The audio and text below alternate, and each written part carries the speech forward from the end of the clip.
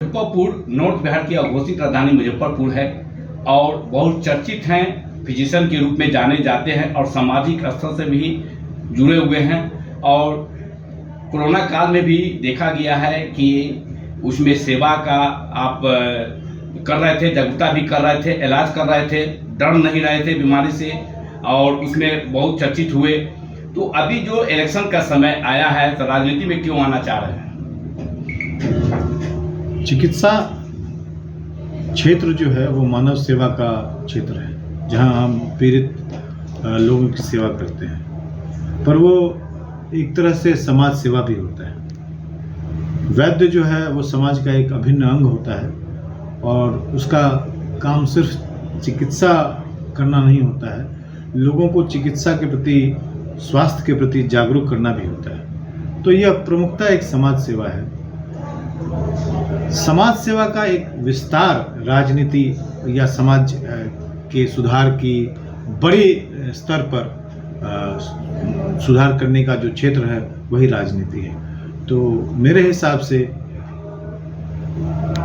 ये सिर्फ समाज सेवा का विस्तार करने हेतु अपने सोच, अपने समझ, अपने विचार, अपने जो बिहार को अग्रणी राज्यों में देखने की उत्कट इच्छा है, उसका सिर्फ एक विस्तार मात्र है। प्रशांत किशोर कहते हैं कि नेता के लिए नहीं, बेटा के लिए वोट करें, ऐसा क्यों? बिल्कुल सही कहते हैं कि आप राजनीति किसी जाति, धर्म, संप्रदाय, विचार से हटकर अगर आप अपने लिए वोट करते हैं तो शायद आप अपना समाज का निर्माण अच्छा करेंगे। अपना मतलब आपके अपनी समस्याओं के आधार पर आने वाले भविष्य पर, आने वाला भविष्य ही को वो बेटा कहते हैं। बेटा यानी कि आने वाला भविष्य।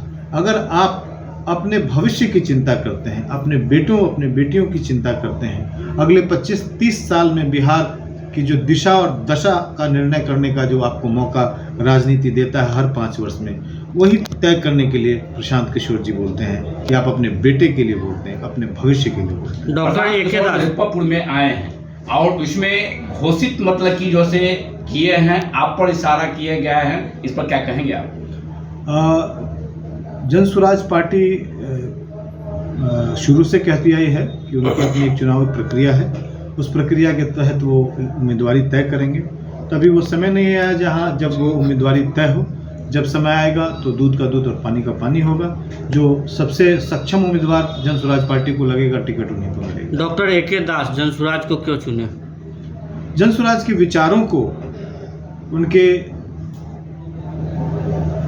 बिहार के दुर्दशा को देखते हुए, उनके लाए गए मुहिम को देखते हुए डॉक्टर ए.के. दास ने इस पार्टी को चुना। Doctor A K. दास एक आम इंसान है, एक साधारण इंसान है जो समाज के साथ, समाज के बीच रहता है। उसे पता है कि गरीब को भरपेट खाना भी नहीं मिलता है कभी कभी।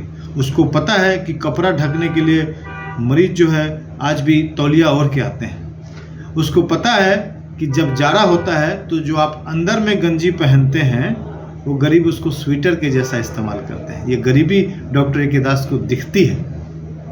अगर जन स्वराज ए.के. दास को टिकट देती है तो सबसे पहला प्राथमिकता क्या कुछ होगा? पहली प्राथमिकता डॉक्टर ए.के. दास का टिकट मिलने के बाद जन स्वराज अभियान को और मजबूती प्रदान करते हुए राजनीतिक क्षेत्र में ऑफिशियली उतरने का होगा। जीत और हार जनता को तय करनी है, लेकिन भावनाओं का संचार जो है वो जनता तक पहुंचाने का जिम्मेदारी डॉक्टर ए.के. दास पूर्णतः निभाएंगे। लोगों से क्या कुछ अपील होगा?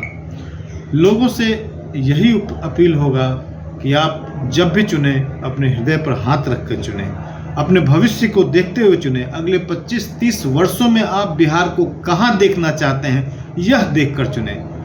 उम्मीदवार, उसकी योग्यता, उसका विजन, उसकी समझदारी, समस्याओं से निपटने की उसकी क्षमता, इसको देखकर चुने, न कि जात पात, धर्म, संप्रदाय, पैसा, मुर्गा भात, इस पर नहीं चुने। प्रशांत किशोर अपना सभी निजी स्वार्थों को त्याग कर लगातार पैदल यात्रा पर रहे हैं, उसके बाद अब पार्टी बनाकर राजनीति के क्षेत्र में उतर गए हैं। तो ऐसे में क्या कुछ कहना चाहेंगे लोगों से?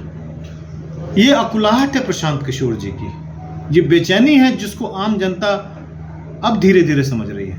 प्रशांत किशोर जी या उनके जैसे कई हजार लोग इस भावना से प्रेरित रहते हैं कि बिहार की दशा क्यों नहीं सुधर रही है। आज भी बीमारू का पहला वर्ड BI यानी कि बिहार क्यों है। हम आज भी GDP में सबसे निचले स्तर पर क्यों हैं। हमारे यहाँ आज भी गरीबी इतनी ज़्यादा हावी क्यों है। हमारे यहाँ आज भी पलायन एक नासूर या एक बीमारी बनकर क्यों बैठी है।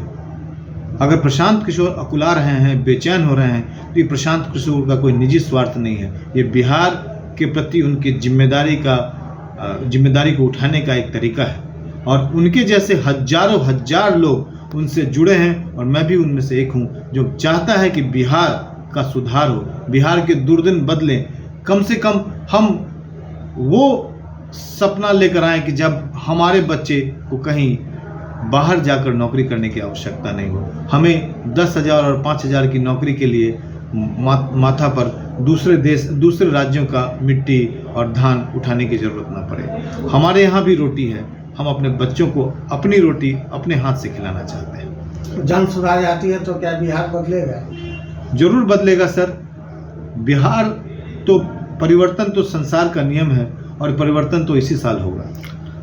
आपका बेटा ही आपका नेता, ऐसा क्यों कहते हैं प्रशांत जी?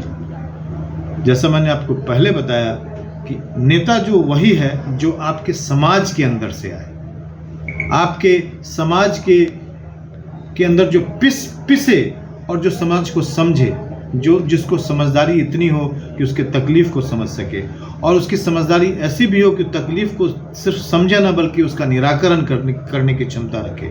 इसलिए नेता वही हो जो उस समाज के अंदर से आए, यानी कि नेता वही हो जो उसका अपना बेटा हो। आखिरी सवाल सर कि कल एक वीडियो कल से लगातार वायरल हो रहा है कि मुजफ्फरपुर के वर्तमान विधायक एक रैली के दौरान अचानक बेहोश हो गए हैं, जिसमें दावा किया जा रहा है कि स्टिंग पीने से उनकी हालत ये हुई है। स्टिंग पीने से मीडिया के द्वारा मुझे भी ये जानकारी मिली है कि आदरणीय हमारे विधायक श्री रविजेंद्र चौधरी जी कल रैली के दौरान कुछ बीमार से हो गए। कल मुझे लगता है कि गर्मी बहुत ज़्यादा रही होगी और उस गर्मी और उमस से उनकी बीमारी मतलब उनको थोड़ा चक्कर आ गया होगा। एक सामान्य सा रोग है, मुझे लगता है कि इसमें बहुत इसको तूल देने की ज़रूरत नहीं है। विधायक जी बहुत ही मजबूत हैं और हम समझते हैं कि अपनी उम्र के बावजूद भी वो मजबूती से इस बार चुनाव लड़ेंगे। स्ट्रिंग की बात कही जा रही है कि स्ट्रिंग पीने से ऐसा हुआ। मुझे इसकी कोई जानकारी नहीं। धन्यवाद सर।